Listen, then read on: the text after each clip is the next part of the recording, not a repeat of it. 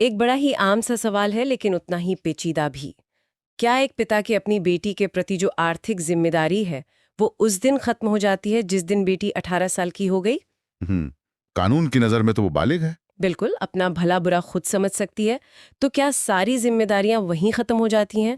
यही सवाल है। आज हम इसी सवाल की तह तक जाएंगे और इसके लिए हमारे पास एक बड़ा ही दिलचस्प अदालती मामला है। ये कहानी एक बालिग बेटी की है जो अपने पिता से गुजारे भत्ते यानी मेंटेनेंस की मांग करती है। और इसमें एक ऐसा कानूनी पेच आता है जहां एक दरवाजा बंद दिखता है तो अदालत दूसरा खोल देती है। हम बात कर रहे हैं दिल्ली हाईकोर्ट के एक हालिया फैसले की, श्री अरुण कुमार बनाम श्रीमती सरला और अन्य, 2025। हमारे पास इस केस से जुड़े दस्तावेज हैं और हमारी कोशिश रहेगी कि इस केस की बारीकियों को समझें। इसमें शामिल दो अलग अलग कानूनों को देखें। खासकर सीआरपीसी की धारा 125 और Hindu adoption and maintenance act यानी एचएमए की धारा 20। हाँ, इन दोनों के टकराव को देखेंगे और जानेंगे कि इस फैसले का असल मतलब क्या है। तो चलिए इस कानूनी पहेली को सुलझाना शुरू करते हैं। ठीक है, तो सबसे पहले कहानी की शुरुआत करते हैं। मामला क्या था? एक परिवार था, पति पत्नी और उनकी एक बेटी।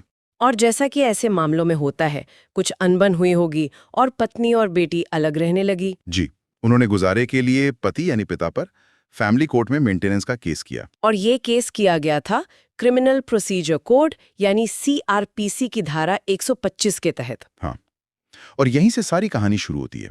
ये समझना जरूरी है कि ये धारा 125 है क्या। बताइए। इसे एक तरह का इमरजेंसी प्रोविजन समझिए। इसका मकसद बहुत सीधा है, ये पक्का करना कि कोई भी पत्नी, बच्चे या माता पिता बेसहारा न रह जाएं, मतलब उन्हें भूखा ना सोना पड़े। तो ये एक सामाजिक सुरक्षा कानून हुआ। बिल्कुल, जो किसी भी धर्म के लोगों पर लागू होता है। एक तरह की फर्स्ट एड किट है ये, तुरंत राहत के लिए। लेकिन इस फर्स्ट एड किट की भी कोई सीमा होगी? बिल्कुल है। जब बात बच्चों की आती है तो सीआरपीसी 125 साफ कहता है कि ये मदद सिर्फ नाबालिग बच्चों के लिए है। यानी 18 साल से कम उम्र के बच्चों के लिए। हाँ, 18 के बाद भी मदद मिल सकती है, पर सिर्फ एक ही सूरत में। वो क्या? अगर वो बालिग संतान किसी शारीरिक या मानसिक विकलांगता की वजह से अपना खर्च नहीं उठा सकती। अच्छा, और यहीं पर इस केस का पहला बड़ा ट्विस्ट आता है। जब ये अर्जी दाखिल हुई तो बेटी बालिग हो चुकी थी और उसे कोई शारीरिक या मानसिक विकलांगता भी नहीं थी। सही बात है। तो पहली नजर में तो ये केस यहीं खत्म हो जाना चाहिए था। बेटी का दावा खारिज, दी एंड। कायदे से तो यही होता, और पिता के वकील की दलील भी यही थी कि बेटी बालिग है, स्वस्थ है, तो सीआरपीसी 125 के तहत उसे एक पैसा भी नहीं मिल सकता। मतलब ये एक ओपन एंड शट केस लग रहा था। बिल्कुल। लेकिन जाहिर है ऐसा हुआ नहीं, वरना हम आज इस पर बात ही नहीं कर रहे होते। नहीं हुआ। तो फिर जज ने ऐसा क्या किया जो किसी